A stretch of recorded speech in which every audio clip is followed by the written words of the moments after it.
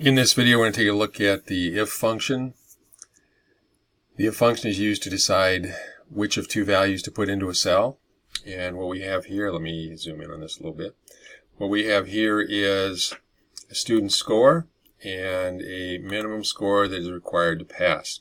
And what we want to do is we want to figure out what letter grade they're going to have. And in this case, we're keeping it simple, just a P or an F. So what determines whether they pass or not is the logical test that compares their score to see if it's greater than or equal to the score that's over here in E2. Okay, so we're going to do this one step at a time, first time around here, and we're going to put the logical test in column D here, and I'm just going to put a little label up here at the top. We'll call this pass, and it looks like I've got all my other ones center aligned, so I'm going to center align this one.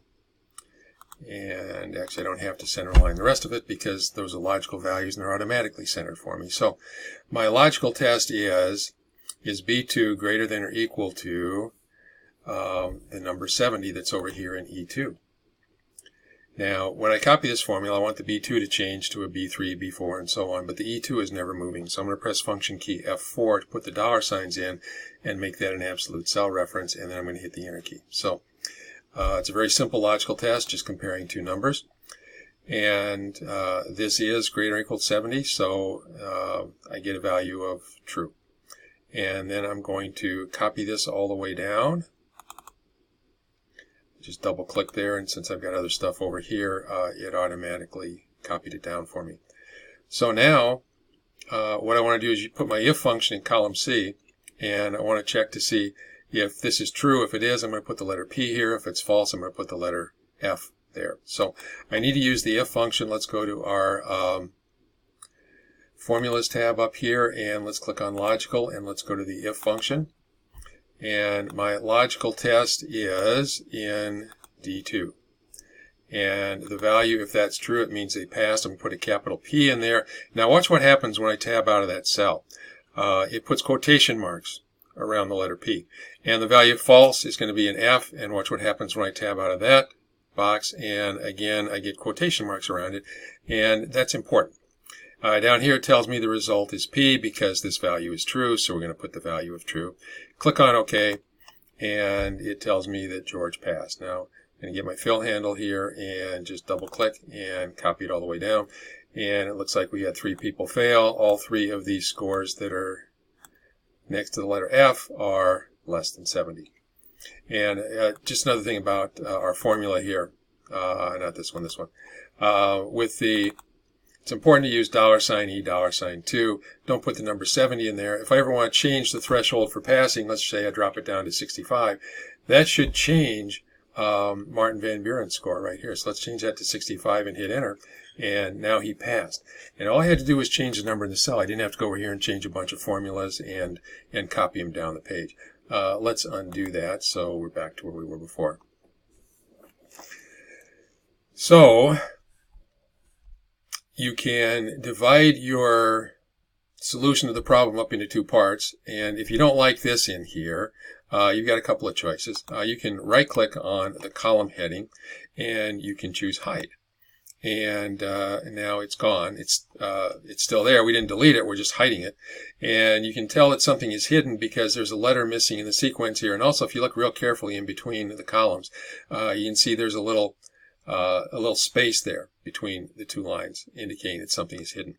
Now, if you want to undo that, if you want to bring it back again, select on both sides of it, and then right-click and choose unhide, and it will bring them back. Now, another option is, let's select the whole column here. We'll do a Control X, and then let's just put it like off to the side someplace and do a Control V and paste it in. Okay, and Excel was smart enough to leave the B2 and the $E, $2. So it did not copy these as absolute cell references, or the B2 as a relative cell reference. Otherwise, it would be I2 instead of B2. So it's smart enough to do that. You could also hide that over there if you want to, or you just put it far enough off to the side that it doesn't really clutter things up.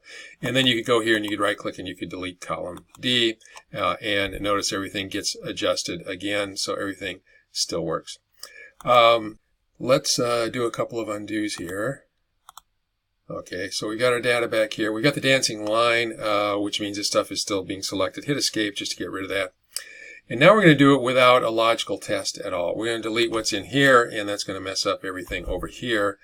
So let's delete that as well. Now, we can do it if we take our logical test and just build it into the if function.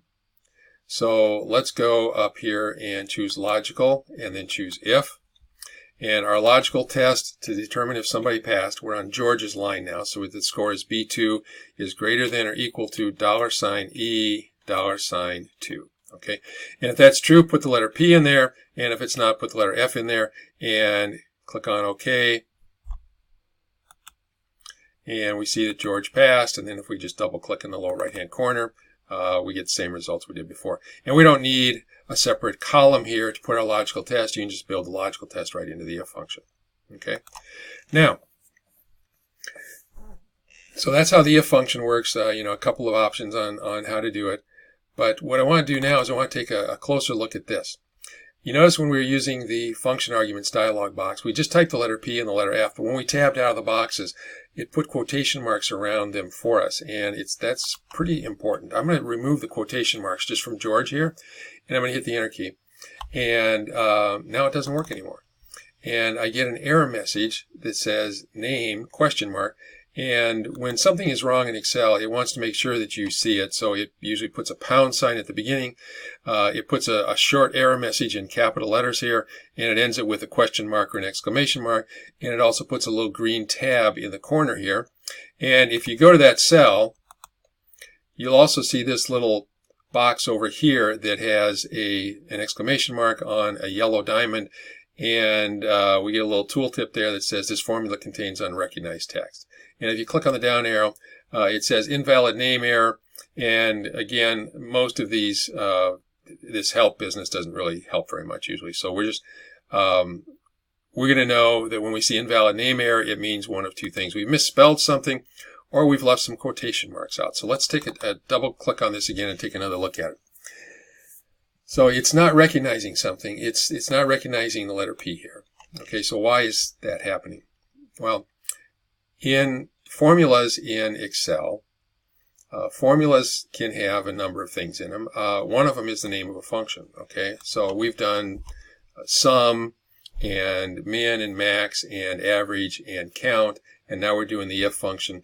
And functions do not have quotation marks around them. They begin with a letter, and if Excel recognizes that as a valid function, then great, we're good to go. The other things that you can have are you can have cell references, and cell references also begin with a letter or possibly a letter with a $sign in front of it. So B2 is valid. You don't need quotation marks around it. But if I want the text of the letter P to appear in the cell, I have to put quotation marks around it. And the reason is I don't want Excel to think that's the name of a function. There is no function called P, and that's why it comes back and says name ?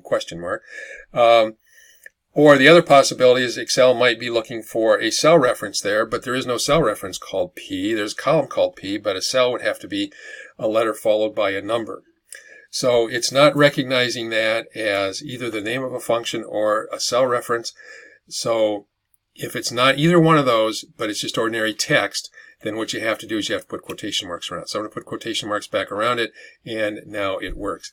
Now, one other thing about this, it's also a little sneaky here. I'm going to delete the quotation marks from around the F and hit enter. And I don't get an error message, okay? Now, I don't get an error message because in the process of evaluating this, it never got that far. It found out that this was true, and it put the letter P in there, and never got that far. But if I copy this formula down, as soon as I get down here to one where it is going to get that far, now the error pops up. And if I double click on it, then you can see that the problem is that we didn't put quotation marks around the F. So let's go back up here, put our quotation marks back in, hit enter, select the cell, double click with the fill handle, and now we're good.